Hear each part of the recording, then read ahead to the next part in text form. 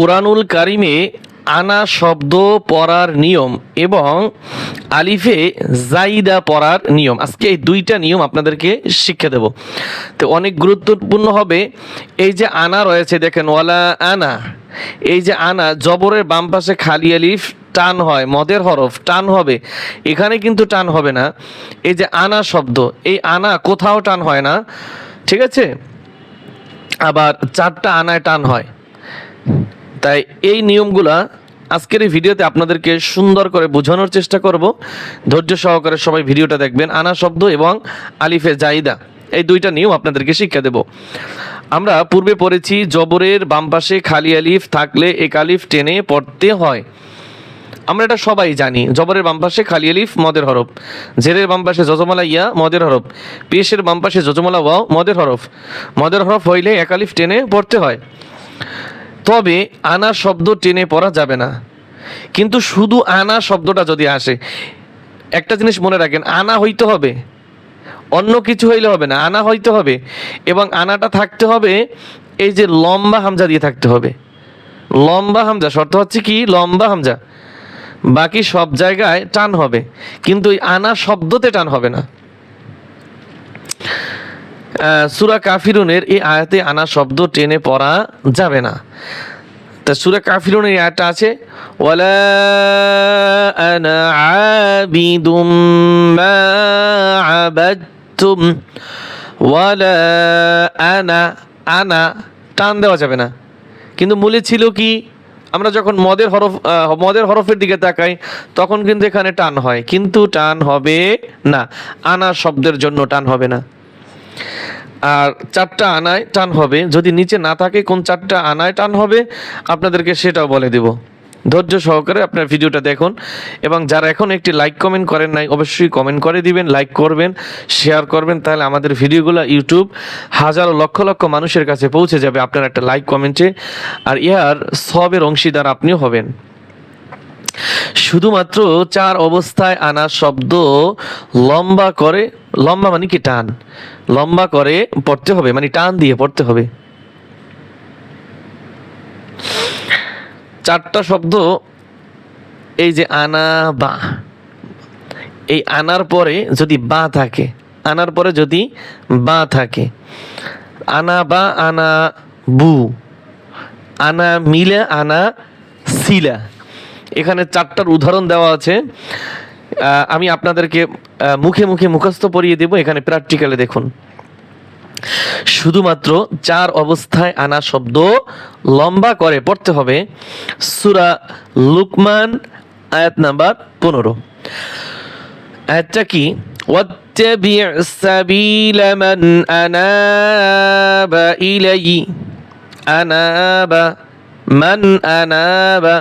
আপনার কাছে একটু হিজিবিজি লাগতে পারে, এখানে বললাম টান হবে না, আবার এখানে টান হবে। আবার একটু আপনাদেরকে সুবিধার্থে বোঝানোর চেষ্টা করি।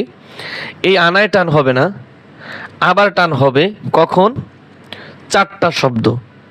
এই আনার পরে যখন বা থাকবে, আনার পরে যখন বু থাকবে, আনার পরে যখন মিলা থাকবে, মিমজের মিল, আমজবল্লা মিলা, আনার পরে যখন সিয়া থাকবে, সিনজের সি, ইয়া জবর ইয়া, সিয়া, এই চারটা শব্দ। তা এখানে আনা বা আছে, তাহলে কি হবে, এখানে টান হবে। ওয়াত্তাবি' সাবিলা মান আনাবা ইলাইহি। আরেকটা দেখেন, সূরা জুমার আয়াত নাম্বার 17। এই হামজা ইয়া জবর আই গুণ হবে, ইদগাম। আই ইয়াবুদুহা ওয়া আনাবু ইলাল্লাহ, ওয়া আনাবু ইলাল্লাহ। আনার পরে কি আছে, বু আছে, এখানে আছে কি না, তাই টান হবে। আনাবা, আনাবু দুইটা। আমরা ছাত্রদেরকে এভাবে পড়াই, আনাবা, আনাবু, আনাসিলা, আনামিয়া, আনামিলা, আনাসিয়া, এভাবে। তো এখানে তো উদাহরণ দিয়ে দেওয়া আছে, তার আরো ভালো। আইয়াবুদুহা ওয়া আনাবু ইলাল্লাহ।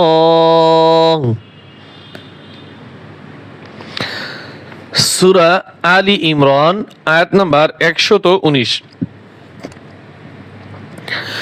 وإذا خلوا عضوا عليكم الأنامل من الغيظ আনাবা আনাবু আনামিলা আছে কিনা এখানে আনা মিলা এই আনা মিলা মিমজের মিলাম জবল্লা আনার পরে যদি এই মিলা থাকে তাহলে টান হবে এটা ছাড়া টান হবে না আবার দেখেন وَإِذَا خَلَوْا عَضُّوا عَلَيْكُمُ الْأَنَامِلَ مِنَ الْغَيْظِ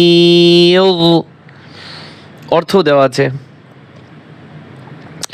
এরপরে সূরা ফুরকান আয়াত নাম্বার 49 وَنُسْقِيَهُ مِمَّا خَلَقْنَا أَنْعَامًا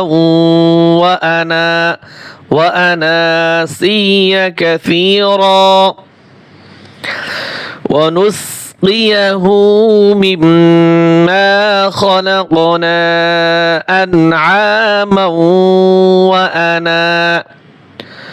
وأناسيا كثيرا তাহলে আনা মিলা আনা সিয়া চারটা আনা বা আনাবু আনা মিলা আনা সিয়া এখানে কি আছে বিশেষ দ্রষ্টব্য এ জাতীয় শব্দ মূলত আনা নয় এখানে দুটি শব্দ রয়েছে তা লম্বা করে পড়তে হবে قالوا بلى قد جاءنا نذير এখানে আমি যে বলছি প্রথমে বলছিলাম যে আনাটা যদি আমি অন্যভাবে বলছি অন্য নিয়মে বলছি এখানে আবার আরেকটা নিয়ম দেওয়া আছে যে লম্বা হামজা হইতে হবে কি হইতে হবে লম্বা হামজা যদি গোল হামজা দিয়ে আনা শব্দটা হয় তাহলে সে আনা এই নিয়মের ভিতরে পড়বে না অবশ্যই টান হবে